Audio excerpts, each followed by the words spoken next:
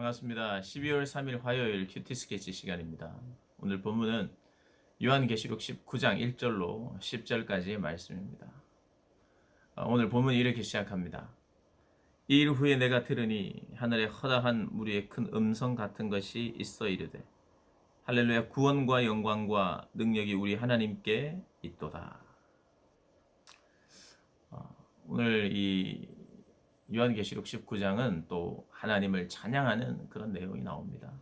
하나님을 찬양하는데 그 하나님의 찬양의 내용이 우리가 들어서 익히 들어서 또 익숙한 내용입니다. 하나님의 영광, 또 하나님의 능력, 하나님의 권세, 또 하나님의 그 거룩하심을 찬양하는 거죠.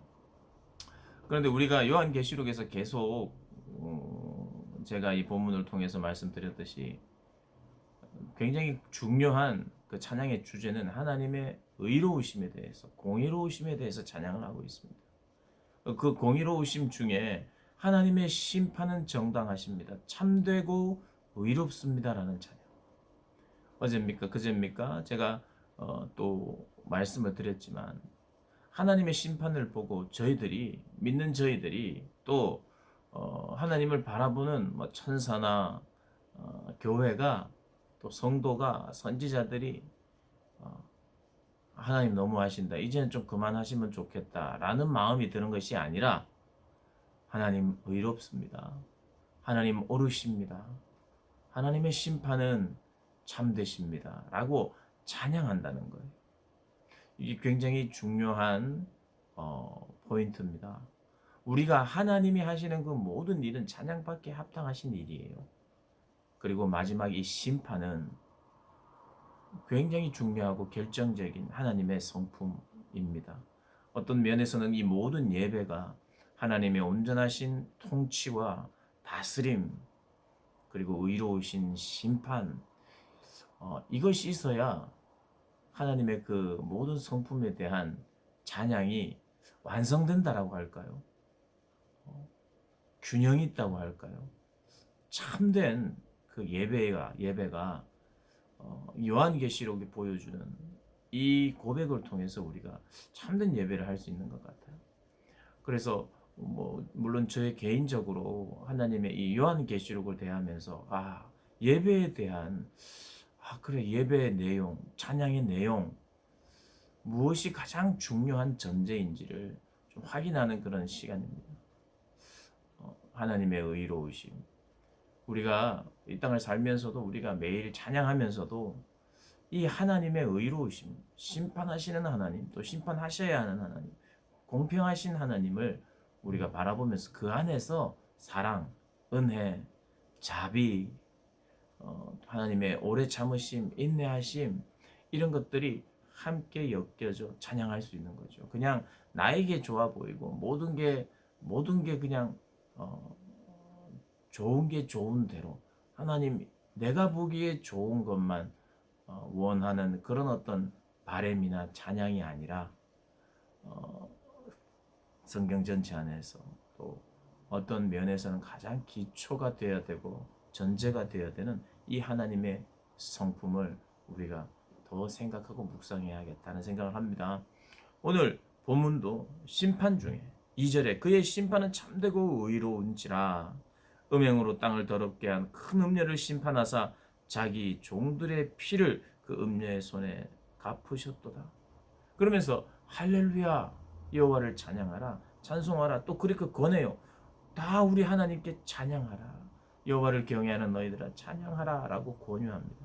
그러면서 할렐루야, 할렐루야, 할렐루야가 4번 나오는데 신약 성경에 유일하게 여기에만, 요한계시록에만 할렐루야가 나오는데 그것도 19장에만 할렐루야가 사용되고 있습니다. 세계 공용어지요. 만국에서 다 통하는 이 언어 할렐루야. 물론 할렐루야를 남발해서 혹시 여러분들이 할렐루야라고 하는 이 단어를 어떻게 생각하는지 모르겠어요. 그냥 단지 기성세대의 어떤 할렐루야, 종교적 어떤 것으로 생각하시는 사람이 있는지 모르겠어요. 물론 너무 습관적으로 할렐루야를 남발하는 것도 문제지만 이 할렐루야라고 하는 단어를 우리가 참 사랑해야 될 단어 중에 하나입니다. 그 의미를 우리가 다른 것으로 바꾸어서는 안 된 그런 중요한 내용, 중요한 단어 같아요. 할렐루야, 할렐루야 하면서 하나님을 찬송하시기를 바랍니다. 오늘 우리 하나님이 심판하시는 그 심판과 그 오르심을 찬양하면서 혼인 잔치에 하나님의 그 구원의 날을 비유하는데요. 결국 교회는 신랑 되신 예수님께 시집가는 겁니다. 마지막 혼인을 하는 거예요. 결혼하는 겁니다. 그리고 그 결혼 예복으로 하나님께서 즐거워하고 기뻐하고 또 어린 양의 혼인 기약이 이르렀고 그의 아내가 자신을 준비하였으므로 그에게 빛나고 깨끗한 세마포 옷을 입도록 허락하셨어요. 세마포 옷. 이 세마포 옷은 참 거룩함을 상징합니다. 깨끗한 옷, 화려하고 그냥 눈을 사로잡는 그런 옷이 아니라 참 그 옷을 봐도 거룩하고 깨끗한 옷. 그래서 오늘 성경은 옳은 행실이다. 이 옷은 성도들의 옳은 행실이라고 이야기해요. 옳은 행실, 거룩한 행실, 주님께 순종하며 주님만을 의지하고 기다리는 그 행실, 그것이 주님이 원하시는 옷이라는 거예요. 우리의 옷. 그래서 어떤 주석가는 명품 패션, 최고의 우리가 이 땅을 살아가면서 우리가 눈에 보이는 어떤 옷이 아니라 우리가 입어야 할 옷은, 그리고 하나님이 인정하시는 최고의 패션은 옳은 행실이다. 이렇게 이제 말을 하더라고요. 옳은 행실 참 의미가 있죠. 우리가 무엇으로 어떤 옷으로 우리를 표현하겠습니까? 세상은 화려한 것, 눈을 사로잡는 것으로 그렇게 겉을 꾸미지만 우리는 속을 꾸미는, 우리도 꾸며야 돼요. 위선을 하라는 것이 아니라 우리도 입어야 할 옷이 있습니다. 그것은 가장 거룩한 패션, 옳은 행실이라는 거 기억하시기를 바랍니다. 그리고 오늘 10절에 보면 이런 내용이 나와요. 요한이 그 경배하는 천사들, 그들에게 경배를 하려고 합니다. 엎드려서. 그만큼 그 상황이 거룩하고 아름다움에 압도되는 하나님 앞에서의 그런 것이 있었죠. 그래서 10절에 보니까 내가 그 발 앞에 엎드려 경배하려 하니 그가 나에게 말하기를 나는 너와 민 예수의 증언을 받은 내 형제들과 같이 종된 자니. 이 천사죠. 나도 종이다. 나는 경배받을 대상이 아니다. 경배받을 대상은 오직 하나님 한 분이니까 하나님만 경배하라라고 오늘 본문은 이야기하면서 마칩니다.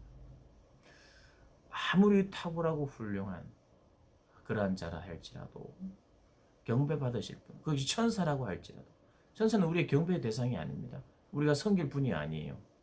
그 천사도 하나님을 찬양하는 존재입니다. 우리도 하나님을 찬양하는 존재. 찬양과 영광을 받게 합당하신 한 분은, 우리가 꿇어 엎드려 경배 받으실 한 분은 하나님 한 분밖에 없다는 걸 기억하면서 오늘 한 날을 사시기를 주님의 이름으로 축복합니다.